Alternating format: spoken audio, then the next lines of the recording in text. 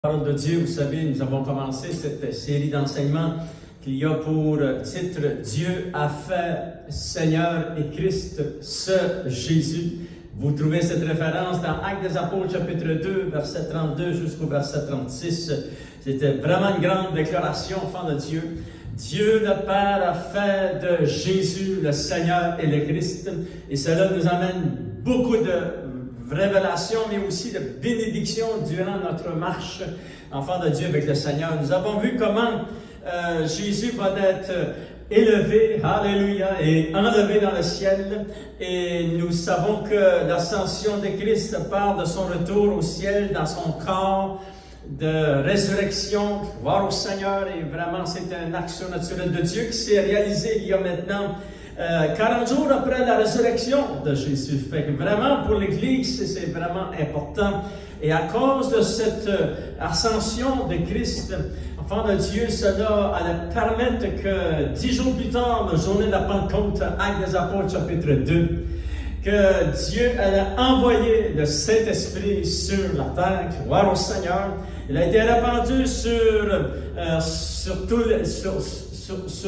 partout dans le monde entier, il est dit dans la parole de Dieu. Et lorsque tu acceptes le Seigneur, il vient ici habiter dans ton cœur. Alléluia! On lui donne toute l'honneur, la gloire et la puissance d'un acte surnaturel de Dieu. Nous avons vu aussi, enfant de Dieu, la deuxième révélation concernant le retour de Jésus qui, au ciel, enfant de Dieu, c'est que le Père va exalter son Fils. Wow, alléluia! Et Jésus méritait cette exaltation.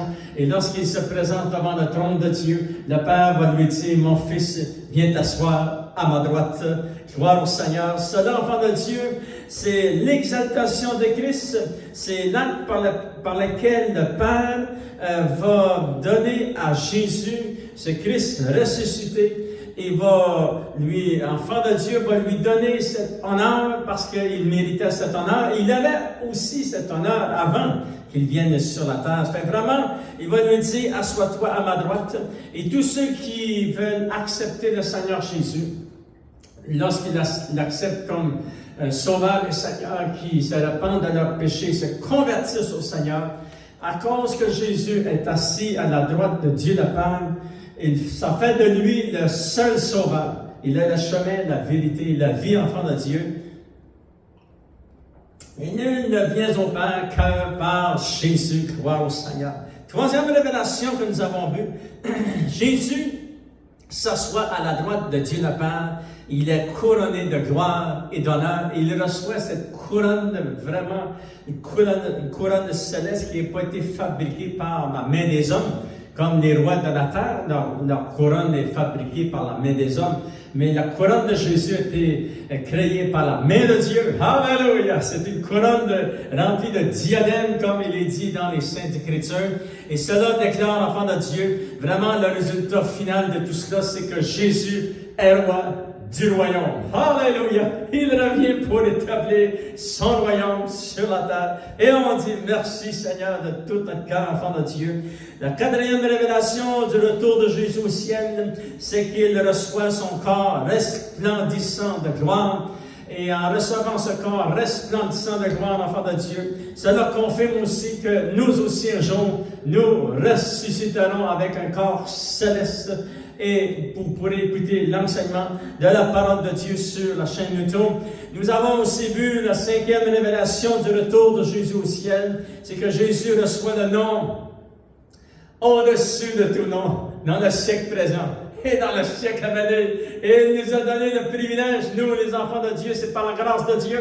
Jésus nous a dit, priez en son nom. Alléluia. Mais lorsque vous priez, priez toujours au nom de Jésus. Vivez pour le nom de Jésus et marchez avec le nom de Jésus. Enfants de Dieu, regardons, enfants de Dieu, le sixième résultat de lorsque Jésus a été exalté à la droite de Dieu le Père. Voici maintenant le sixième résultat de l'exaltation de Jésus. Et regardons, nous allons le lire ensemble dans le psaume 110, verset 1 jusqu'au verset 7. Gloire au Seigneur. Et Jésus va recevoir cette position vraiment glorieuse. C'est que Jésus remplit maintenant le rôle du souverain sacrificateur. Et son rôle est un rôle, enfant de Dieu, du niveau de celui de Melchisedec. Et c'est très important parce qu'il intercède pour nous. Et sa prière est très puissante. Il nous amène une protection spéciale, enfant de Dieu, durant notre marche. Il nous remplit de courage et de force. Et il nous remplit de sa puissance, de son onction. Alléluia! Afin que nous puissions avancer, marcher avec le Seigneur et aussi proclamer le nom de Jésus. Lisons, s'il vous plaît, ensemble dans Psaume 110, enfant de Dieu, verset 1. Il est dit ceci, il est dit, parole de l'Éternel à mon Seigneur. Dieu le Père a dit à Jésus, qui est appelé aussi Seigneur, assois-toi à ma droite, jusqu'à ce que je fasse de tes ennemis ton marchepied. Et l'Éternel étendra de Sion le sceptre de ta puissance. Et ça va s'accomplir, enfant de Dieu, lorsque Jésus revient, le verset 2. Domine au milieu de tes ennemis. Ton peuple est plein d'ardeur quand tu rassembles tes armées. Ça, enfant de Dieu, ça va se réaliser aussi lors du retour du Seigneur Jésus, avec des ornements sacrés du sein de l'Orient. Ta jeunesse vient à toi comme une rosée. Et l'Éternel a juré, et il ne s'en repentira point. Il dit à Jésus, tu es sacrificateur pour toujours à la manière de Melchisedec. Alléluia. Seigneur, nous voulons te remercier pour la parole de Dieu. Et nous voulons comprendre, Seigneur, oh Dieu, donne-nous des révélations fraîches, Seigneur, oh Dieu. Et merci que tu prends soin de ton Église.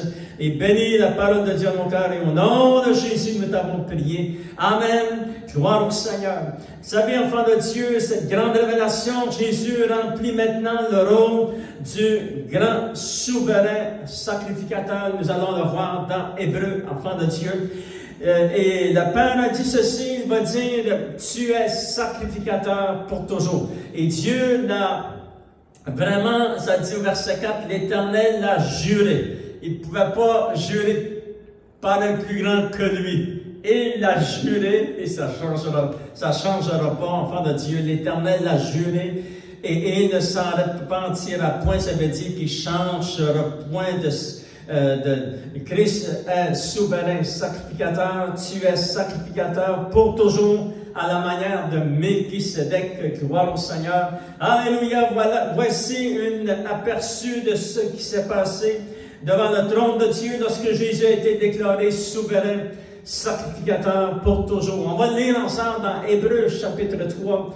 Alléluia. Hébreux chapitre 3, enfant de Dieu. Vous savez, le livre, l'épître de Hébreux, vraiment, c'est exceptionnel. Et puis, c'est vraiment très puissant tout ce qui est écrit dans cette épître. Et ça nous décrit ici au chapitre 3, verset 1 jusqu'au verset 6. Regardons, enfant de Dieu, comment cela s'est réalisé, comment le Père va déclarer que Jésus, son Fils, s'assoit à sa droite. Alléluia. Et le Père va le jurer, l'enfant de Dieu, devant le trône de Dieu. Et il va le déclarer souverain sacrificateur pour toujours. Ça ne peut pas être changé, ça ne peut pas se changer. Aucune religion du monde, l'histoire ne peut pas le changer, le temps ne peut pas changer cela. C'est proclamé, c'est déclaré, c'est fait, c'est certain. Et tu peux baser ta foi sur cette révélation que Christ est souverain sacrificateur pour toujours, parce que cela, enfant de Dieu, va amener des grandes bénédictions dans ta vie. Dans Hébreux chapitre 3, verset 1, il dit, c'est pourquoi, frères, qui avait part à la vocation céleste. Ça parle de nous, ça. Amen.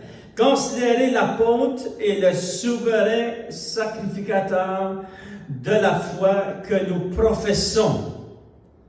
Jésus. Jésus, c'est lui que nous professons. Notre foi professe Jésus-Christ. Il est l'apôtre et le souverain sacrificateur de la foi que nous professons. Son nom, c'est Jésus, qui a été fidèle à celui qui l'a établi. Comme, donnant l'exemple de Moïse dans l'Ancien Testament, Moïse aussi a été fidèle dans la maison de Dieu. car il a été jugé digne d'une gloire d'autant supérieure à celle de Moïse. Mais Jésus a été fidèle dans la maison de Dieu et il a été jugé digne d'une gloire supérieure, d'autant supérieure à celle de Moïse. Et ça dit que celui qui a construit une maison a plus d'honneur que la maison même. Chaque maison est construite par quelqu'un, mais celui qui a construit toute chose, c'est Dieu. Pour Moïse, donc prenons encore l'exemple de Moïse, parce que Moïse, pour l'Ancien Testament, est très important, mais nous savons que Jésus a un ministère supérieur à Moïse. Pour Moïse, il a été fidèle dans toute la maison de Dieu comme serviteur, pour rendre témoignage de ce qui devait être annoncé. Il a fait vraiment un travail excellent, Moïse, enfant de Dieu. Mais pour Christ, lui, enfant de Dieu, ça dit, il est comme fils sur la maison. Moïse a été fidèle dans la maison de Dieu comme serviteur. Mais Christ a été fidèle dans la maison de Dieu comme fils. Alléluia, c'est pour ça qu'il est supérieur. Ça dit, mais Christ l'est comme fils sur sa maison. C'est-à-dire, nous sommes la maison de Dieu. Et sa maison, c'est nous. Alléluia. Tous ceux qui sont nés de nouveau font partie de cette construction glorieuse qui s'appelle l'Église, qui s'appelle la maison de Dieu, qui s'appelle la fiancée, qui va devenir un jour l'épouse. Voyez, enfants de Dieu, on va le relire, le verset 6, c'est très, très important. Mais Christ l'est comme fils. Alléluia. Sur sa maison. Et sa maison, c'est nous, pourvu que nous retenions jusqu'à la fin la ferme confiance et l'espérance dont nous glorifierons. Alléluia! Vraiment, enfant de Dieu, c'est un acte surnaturel de Dieu. Et remercie Seigneur qu'il t'a choisi. Et prends vraiment ça au sérieux et remercie Dieu de tout ton cœur. Et dis-lui à chaque jour, merci de m'avoir choisi. Je fais partie de ta maison. Seigneur, oh Dieu, je suis ton fils, je suis ta fille. Seigneur, je continue jusqu'au dernier respire à être fidèle à toi. Alléluia. Remerciez le Seigneur de tout votre cœur, enfant de Dieu. Vous faites partie de cette maison glorieuse. Alléluia. Premièrement, enfant de Dieu, nous voyons Jésus, mais Jésus a été déclaré fidèle sur la maison de Dieu comme fils. C'est-à-dire, Jésus est entré dans son ministère de souverain sacrificateur au ciel. Et cela va se continue maintenant aujourd'hui parce qu'il est souverain sacrificateur au ciel, mais nous avons accès à travers au Père seulement à travers Jésus. Il est le seul médiateur entre Dieu et les hommes. Jésus-Christ, homme. Alléluia. Mais nous savons que son ministère est très, très puissant et très important. Et ce ministère de souverain sacrificateur va continuer, enfant de Dieu, pour toujours, comme la parole de Dieu le dit. Jésus comparaît maintenant pour toi devant la face de Dieu.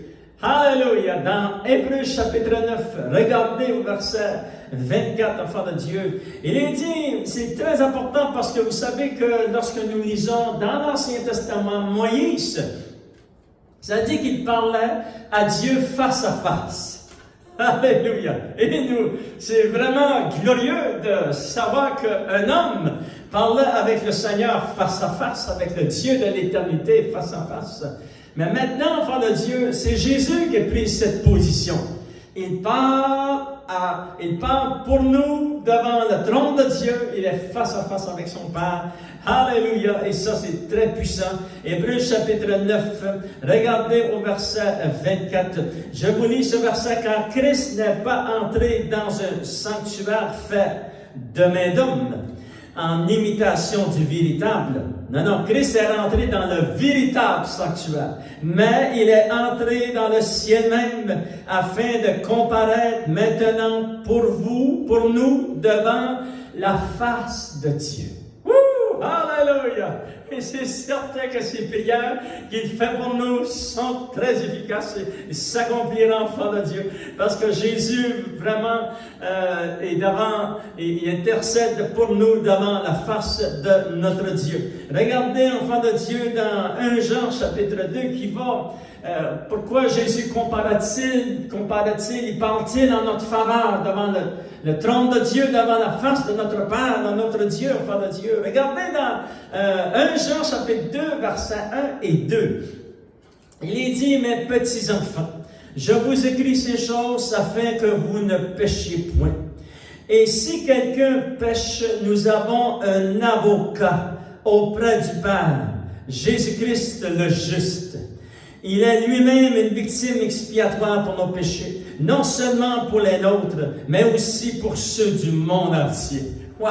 Alléluia! Vous voyez, frère de Dieu, Jésus devant la face de Dieu notre Père, et aussi il est notre avocat. C'est-à-dire, si quelqu'un pêche, vous savez, il y a deux sortes de descriptions de personnes qui peuvent pêcher. Il y a des gens qui pêchent volontairement.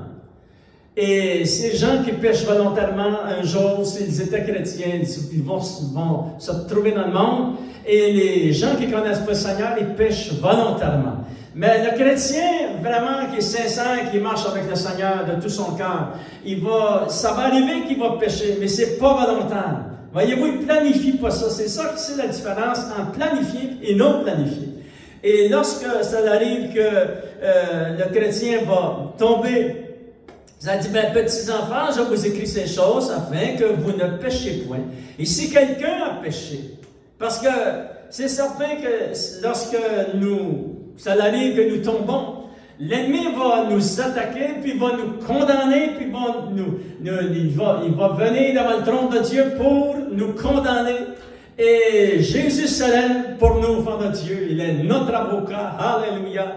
Parce que ça dit, afin que vous ne péchiez point. Et si quelqu'un a péché, nous avons un avocat auprès du Père, Jésus-Christ le juste. Alléluia.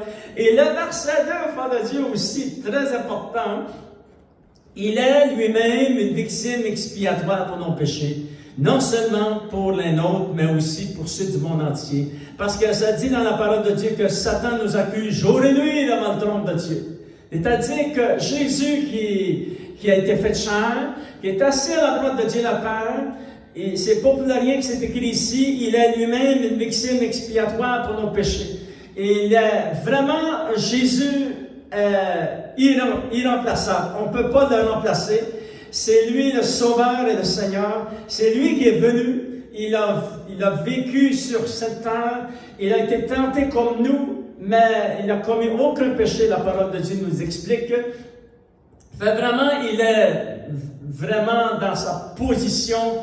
C'est pour ça que Satan ne peut pas, le Seigneur Jésus l'empêche de nous accuser parce qu'il y a une personne assise à la droite de Dieu le Père. Son nom c'est Jésus-Christ le juste. Alléluia. Et lui, il sait comment l'homme est créé, a été fait. Et il sait comment il a vécu les choses, les tentations, etc. enfant de Dieu. Ça fait qu'il peut s'identifier certainement à tout ce que nous avons vécu. Alléluia. C'est pour ça, enfant de Dieu, ça dit, si nous confessons nos péchés, il est fidèle et juste pour nous les pardonner et pour nous purifier. Alléluia. Vraiment, le Seigneur nous pardonne et nous purifie de toute iniquité. C'est un miracle extraordinaire, enfant de Dieu. Jésus comparaît maintenant pour toi devant, premièrement, la face de Dieu. Deuxièmement, il est ton avocat. Troisièmement, il confesse ton nom devant le Père. Et là, on va aller dans 2 Timothée, chapitre 2.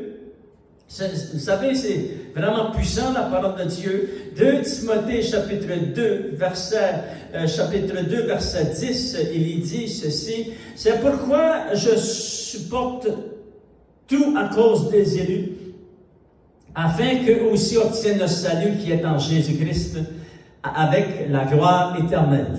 Fait que notre salut est par Jésus-Christ, mais accompagné de la gloire éternelle. Amen. Cette parole est certaine. Si nous sommes morts avec lui, nous vivrons aussi avec lui. Si nous persévérons, nous régnerons. Ça dit avec lui, aussi avec lui. Si nous le renions, lui aussi nous reniera. Et si nous sommes infidèles, le Seigneur, lui, demeure toujours fidèle. Alléluia. Maintenant, enfant de Dieu, qu'est-ce que Jésus fait aussi? Il a confessé ton nom, mon nom, le nom des chrétiens, le nom de tous ceux qui sont nés de nouveau. Il les a confessés devant le trône de Dieu. Et c'est vraiment important de savoir que dans ta famille, ton nom a été prononcé. Ton nom est prononcé tous les jours, parmi tes bien-aimés, etc. Et ton nom a été prononcé dans la ville où tu habites, dans le pays où tu habites, un jour ou l'autre. Mais là, enfant de Dieu, ton nom est prononcé, a été déclaré par la bouche de Jésus-Christ, le juste, devant le Père. Wow! C'est vraiment très important pour nous de savoir cela. Ça met ici dans notre cœur un respect pour Dieu, un grand respect pour le Seigneur, et puis on veut vivre dans ce respect pour le Seigneur et vraiment vivre toute notre marche chrétienne, enfant de Dieu, afin que nous respections tout ce que le Seigneur a fait. Alléluia. Il est souverain sacrificateur pour toujours. Alléluia. Deuxième chose que Jésus, enfant de Dieu, Jésus remplit le rôle du souverain sacrificateur. Alléluia. On va lire dans Hébreux chapitre 4, verset 14 jusqu'au verset 15. Jésus, enfant de Dieu, remplit le rôle de souverain sacrificateur. C'est lui qui a offert son propre sang. Et il prie pour nous afin qu'il nous soutient. Il prie quoi? Il a prié la Père de nous garder. Et qu'il prie aussi le Père que nous restions unis. C'est très important, amen, alléluia, parce qu'il ne veut pas avoir de division dans le corps de Christ. Hébreux chapitre 4, regardez dans Hébreux chapitre 4, verset 14, il est dit ceci. Ainsi, puisque nous avons un grand souverain sacrificateur. Amen. Fait que vraiment, le titre que nous donnons au Seigneur, c'est un grand souverain sacrificateur qui a traversé les cieux. Jésus, le Fils de Dieu, demeurons fermes dans la foi que nous professons, car nous n'avons pas un souverain sacrificateur qui ne puisse compatir à nos faiblesses. Au contraire, il a été tenté comme nous en toutes choses, sans commettre de péché. Et on remercie le Seigneur. Alléluia. Hébreux chapitre 5, verset 10, juste lis quelques versets, verset 5. Et Christ ne s'est pas non plus attribué la gloire de devenir souverain sacrificateur. Mais il la tient de celui qui a dit, « Tu es mon fils, je t'ai engendré aujourd'hui. » Comme il dit encore ailleurs, tu es sacrificateur pour toujours selon l'ordre de Melchisédek. C'est lui qui, parlant de Jésus dans les jours de sa chair, ayant présenté avec de grands cris, avec des larmes, des prières et des supplications, celui qui pouvait le sauver de la mort, et ayant été exaucé à cause de sa piété, a appris, bien qu'il fût fils, l'obéissance par les choses qu'il a souffertes, et qui, après avoir été élevé à la perfection, alléluia, il a été élevé à la perfection, est devenu, pour tous ceux qui lui obéissent, l'auteur d'un salut éternel. Dieu, enfant de Dieu, d'ailleurs déclaré souverain sacrificateur, selon l'ordre de Melchisédek, gloire au Seigneur. Vous savez, nous trouvons dans l'Ancien Testament et aussi dans le Nouveau Testament, ce personnage, Melchisédek, enfant de Dieu. Vous savez, Melchisédek, c'est vraiment, lorsqu'il est venu dans l'Ancien Testament vers Abraham, c'est une personne qui représentait Jésus-Christ. Déjà dans l'Ancien Testament, l'auteur de l'Épître aux Hébreux le considère comme un type de Jésus-Christ, qui était à la fois sacrificateur et roi. Celui de l'Ancien Testament. Mais aussi, la parole de Dieu nous enseigne que cette personne vraiment était l'exemple ultime. Il était l'ombre des choses à venir en Christ. Alléluia.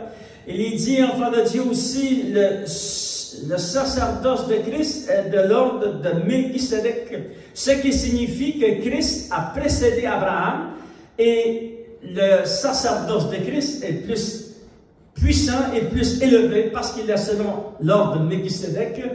plus grand que ceux de l'Ancien Testament. Alléluia! Ça fait que vraiment, Jésus a été positionné dans cette position. Il est une préfiguration du Christ éternel, donc le sacerdoce n'aura point de fin. Mais vraiment, Jésus a cet honneur et cette gloire et il le mérite, enfant de Dieu. Et vous savez, l'Apocalypse nous décrit que Jésus, lorsqu'il a reçu cet honneur d'être souverain sacrificateur pour toujours, il a reçu ce corps, le corps de l'Apocalypse que nous lisons dans Apocalypse chapitre 1, verset, on va lire quelques versets, ça dit verset 10, lorsque Jean, l'apôtre Jean était ravi au troisième ciel, ça dit, je fus ravi en esprit au jour du Seigneur, et j'entendis derrière moi une voix forte comme le son d'une trompette et qui disait, ce que tu vois, écris-le dans un livre, et nous l'avons ici, tout écrit dans l'Apocalypse. Et ça dit au verset 12, Jean, lorsqu'il a entendu cette voix, il dit, je me retournai pour connaître quelle était la voix qui me parlait, et après m'être retourné, je vis 7 chandeliers d'or, et au milieu des 7 chandeliers, quelqu'un qui ressemblait à un fils d'homme, vêtu d'une longue robe et ayant une ceinture d'or sur la poitrine. Sa tête et ses cheveux étaient blancs comme de la laine blanche, comme de la neige. Ses yeux étaient comme une flamme de feu. Vous savez, ça décrit Jésus dans son sacerdoce royal. Alléluia! Et ça dit, ses pieds étaient semblables à de lait ardent, comme s'il eussent été embrassés dans une fournaise, et sa voix était comme le bruit de grandes eaux. Il avait dans sa main droite 7 étoiles, et de sa bouche sortait une épée aiguë à 2 tranchants. Ça, c'est la parole de Dieu qui sortait de sa bouche. C'est représenté dans la parole de Dieu par une épée, enfant de Dieu. Et son visage était comme le soleil lorsqu'il brille dans sa gloire. Et lorsque l'apôtre Jean le vit, le Fils de Dieu, vit Jésus dans toute cette gloire glorieuse. Alléluia! Il tomba à ses pieds comme mort. C'est vraiment... Nous savons que l'apôtre Jean a vu Jésus lorsqu'il était avec Jésus pendant les 3 ans et demi du ministère de Jésus. C'est la même apôtre qui a été inspiré par le Saint-Esprit à travers l'évangile de Jean et puis les épîtres aussi, enfants de Dieu. Vraiment, c'était très puissant lorsqu'il a vu Jésus. Et nous le verrons aussi lorsque nous monterons avec le Seigneur dans les airs. Quand je le vis, je tombais à ses pieds comme mort. Il posa sur moi sa main droite en disant, ne crains point, je suis le premier et le dernier et le vivant. J'étais mort et voici, je suis vivant au siècle des siècles. Alléluia! Et je tiens les clés de la mort, du séjour des morts, entre ses mains. Gloire au Seigneur. Dieu est bon, enfant de Dieu. Alléluia! Lorsque Jésus a été positionné dans vraiment dans cette position de souverain sacrificateur, enfant de Dieu, troisièmement, Jésus prie pour les siens. Il a prié pour l'Église, il prie pour vous, il prie pour moi, il prie pour tous les enfants de Dieu. Alléluia! C'est ça que la parole de Dieu nous explique. Il prie pour 2 choses. Il prie, premièrement, que nous soyons gardés, et deuxièmement, que nous soyons unis. S'il vous plaît, on lit ensemble dans Jean chapitre 17. Jésus avait prié cette prière qui est très importante dans Jean chapitre 17 lorsqu'il était ici sur la terre.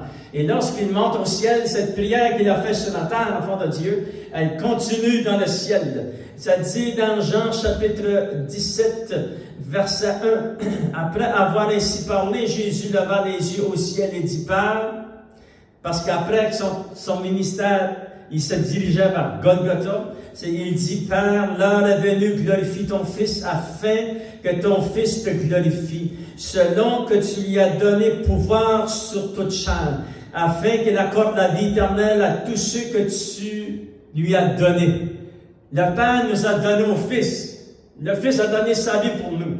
Et Jésus va prier pour nous. Or, la vie éternelle, c'est qu'ils te connaissent, toi, le seul vrai Dieu, et celui que tu as envoyé, Jésus-Christ. Regarde le verset 6, il est dit, « J'ai fait connaître ton nom aux hommes que tu m'as donnés du milieu du monde. Ils étaient à toi, et tu me les as donnés, et ils ont gardé ta parole. » Alléluia. Maintenant, ils ont connu que tout ce que tu m'as donné vient de toi. car je leur ai donné des paroles que tu m'as données et ils les ont reçues. Ils ont vraiment connu que je suis sorti de toi. Ils sont crus et que tu m'as envoyé. C'est pour eux que je prie. Quelle est cette prière? Je ne prie pas pour le monde, mais pour ceux que tu m'as donnés parce qu'ils sont à toi. Et tout ce qui est à moi est à toi, et ce qui est à toi est à moi. Et je suis glorifié en eux. Je ne suis plus dans le monde, et ils sont dans le monde. Et je vais à toi, Père Saint, garde en ton nom ceux que tu m'as donnés, afin qu'ils soient un comme nous. Alléluia! Et nous voyons cette prière très puissante que Jésus, enfant de Dieu, déclare sur son Église encore aujourd'hui, toutes ces années plus tard. Alléluia! Il prie pour que nous soyons gardés, parce que c'est Dieu qui nous a amenés au Fils. Alléluia! Par la puissance du Saint-Esprit. Et aussi, il prie que nous soyons unis et être un avec le Père et le Fils. Gloire au Seigneur. Pourquoi Jésus prie-t-il cette prière qui est très très puissante? Il prie de nous garder, il prie de nous garder dans l'unité aussi, enfant de Dieu, avec le Père et le Fils. Pourquoi? La réponse se trouve, on termine avec l'Apocalypse chapitre 1. Lisons s'il vous plaît ensemble. Pourquoi Jésus prie-t-il cette prière pour vous et pour moi encore en ce temps, aujourd'hui, enfant de Dieu? Il est dit dans Apocalypse chapitre 1, verset 4, il est dit ceci. Jean aux 7 églises qui sont en Asie, que la grâce et la paix vous soient données de la part de celui qui est, qui était et qui vient. Et de la part de 7 esprits qui sont devant son trône. De la part de Jésus-Christ, le témoin fidèle, le premier-né des morts et le prince des rois de la terre. À celui qui nous aime et qui nous a délivrés de nos péchés par son sang. Et qui a fait de nous un royaume des sacrificateurs pour Dieu son Père. À lui soit la gloire, la puissance au siècle des siècles. Amen. Gloire au Seigneur. Nous avons ici la révélation et vraiment la réponse pourquoi Jésus prie-t-il pour nous, enfants de Dieu. Il prie que nous soyons gardés et que nous soyons unis afin, verset 6, et qui a fait de nous un royaume des sacrificateurs pour Dieu notre Père. Alléluia! Il prie afin que nous devenions, garde-nous Seigneur, garde-nous dans l'unité, nous voulons que nos cœurs soient attachés à toi de tout notre cœur. Alléluia! Et à travers toutes les tentations, les épreuves de la vie, les difficultés, les mauvaises nouvelles, etc., enfants de Dieu, on garde nos cœurs dans le Seigneur. C'est très important parce qu'un jour, comme Jésus l'a dit, il a fait de nous un royaume et des sacrificateurs pour Dieu, notre Père. Seigneur, oh Dieu, on te remercie de tout notre cœur. Merci, Seigneur, oh Dieu, ce sont des très grandes révélations. Merci que tu as reçu cette position comme rôle de souverain sacrificateur. Merci pour tes prières. Merci pour cette position glorieuse. Et merci, Seigneur, oh Dieu, que tu gardes ton peuple et tu nous gardes, Seigneur, unis ensemble. Alléluia. Comme une armée qui marche de même pas, de même vision, même direction, Seigneur, oh Dieu, afin, Seigneur, oh Dieu, de garder la foi jusqu'à ton retour. Bénis ton Église et ton peuple, Seigneur. Et merci que tu nous aides à recevoir ces grandes révélations et tu nous tu écris-les sur les tables dans notre cœur. Et au nom de Jésus, nous t'avons prié.